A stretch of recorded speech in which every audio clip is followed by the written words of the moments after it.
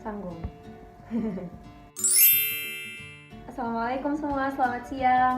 Nama gue Zafira. Hari ini gue mau bagi-bagi tips and trick. Sebenarnya nggak tips and trick juga sih, cuman lebih ke berbagai pengalaman gue aja ketika gue dulu daftar untuk kuliah S1 di Jepang dengan beasiswa dan tanpa kelas bahasa Jepang.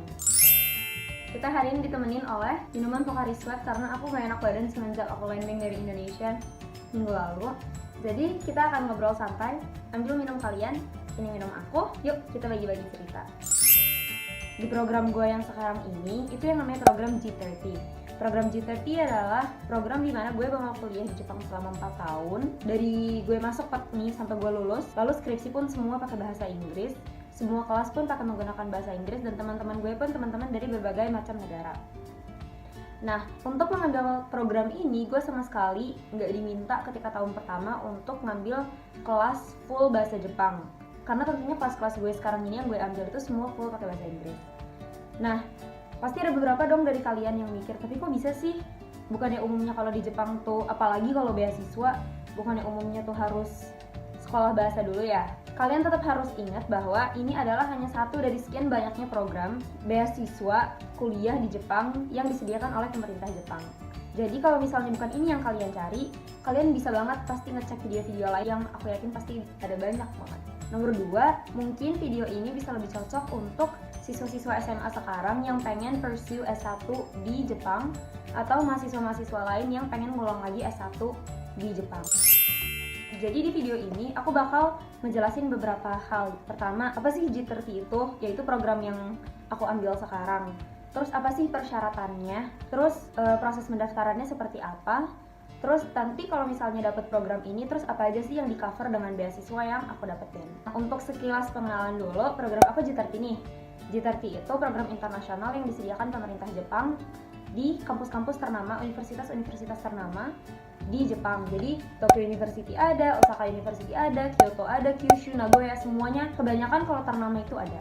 Lalu beasiswa aku adalah beasiswa Max, di mana tuition SPP aku selama 4 tahun itu di cover oleh pemerintah Jepang dan tiap bulannya aku dapat jajan sekitar 120.000 yen. Itu sekitar 14-15 juta. Dan itu lebih dari cukup kalau menurut aku. Program beasiswa ini juga menyediakan tiket flight dari Indonesia ke Jepang yang pertama kali dan yang terakhir dari Jepang ke Indonesianya. Jadi kalau misalnya kalian cuma pengen jalan-jalan doang, itu nggak di cover sama beasiswa ini. Itu harus pakai biaya sendiri. Ini menurut aku ini tuh udah lebih dari cukup. Jadi nggak ada kewajiban bagi kita, nggak ada tuntutan bagi kita untuk ngambil part-time sampingan. Kecuali kalau emang kita pengen nyari pengalaman. Nah, untuk persiapan untuk ngambil program ini itu aku ingat aku persiapan setahun ketika aku kelas 12, 6 bulan ke setahun kali ya, karena kita kelas 12 itu mulai dari bulan Juli kalau nggak salah. Semua berkas itu udah harus dikirim sekitar bulan Desember Januari.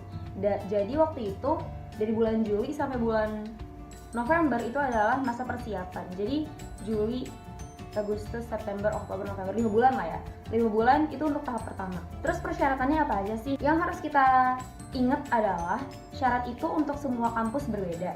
Di program G30 ini, semua kampus itu punya requirement-nya masing-masing. Jadi untuk tahu requirement ini, kita harus ke website universitas masing-masing dan ngecek guideline-nya masing-masing. Nah, gimana sih caranya kalau kita tapi nggak tahu nih kita pengen ngambil jurusan apa, kita nggak tahu pengen ngambil di universitas apa, atau kita tahu sebenarnya kita mau ngambil universitas apa, tapi nggak ada jurusan yang cocok sama kita. Nah, untuk lebih tahu lengkapnya, jurusan apa aja sih yang di-provide di G30, dan khususnya untuk S1, akan aku attach linknya di bawah, di description box, website yang bisa kalian tuju untuk melihat jurusan yang kalian inginkan itu ada atau enggak. Kan kita udah tahu nih semua persyaratan tuh berbeda-beda, tapi untuk cari amannya, aku pribadi ngerekomen yang kita lakukan dan yang kita kejar selama kita kelas 12 awal, semester awal adalah SAT, IELTS atau TOEFL, surat-surat rekomendasi dari guru-guru kita, esai yang sesuai dengan jurusan yang ingin kita tuju, sertifikat kalau misalnya kita pernah lomba atau misalnya kita berpartisipasi dengan organisasi, lalu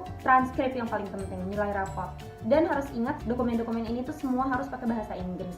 Jadi misalnya kalau misalnya sertifikat kalian itu menggunakan bahasa Indonesia, itu harus pergi ke TU atau ke siapapun yang memberi, lalu minta diterjemahkan ke bahasa Inggris, atau terjemahannya kalian bikin sendiri, lalu minta mereka legalisir. Nah itu yang harus diingat, semua rapot, surat-surat esai itu semua harus pakai bahasa Inggris karena ini adalah program internasional. Tadi aku udah bilang SAT, IELTS, lalu surat-surat rekomendasi. Sebenarnya ini tuh buat apa sih? Nah, pertama SAT. SAT itu adalah tes yang diambil umumnya oleh mahasiswa yang sekolah di US. Jadi kalau misalnya mereka pengen daftar kuliah di US umumnya, itu mereka menggunakan SAT atau ACT juga ada. Cuman kalau ACT karena aku nggak ngambil, aku nggak bisa kasih penjelasan lebih jauh mengenai ACT. Nah untuk SAT ini kalau di Indonesia bisa kita ambil di Jakarta Intercultural School bareng dengan anak-anak SMA internasional lainnya yang ada di Indonesia. Nah waktu itu aku ngambilnya di situ. Mungkin ada beberapa dari kalian yang berpikir, tapi buat apa ngambil SAT gitu? Toh kan kita udah ngasih nilai rapot kita. Salah satu dari banyak alasan kenapa kita harus ngambil SAT adalah karena mereka ingin tahu takaran kemampuan kita di skala internasional. Mungkin kalian peringkat 1 dari angkatan kalian dan nilai rapot kalian gak pernah turun sama sekali. Tapi kan itu kalau standar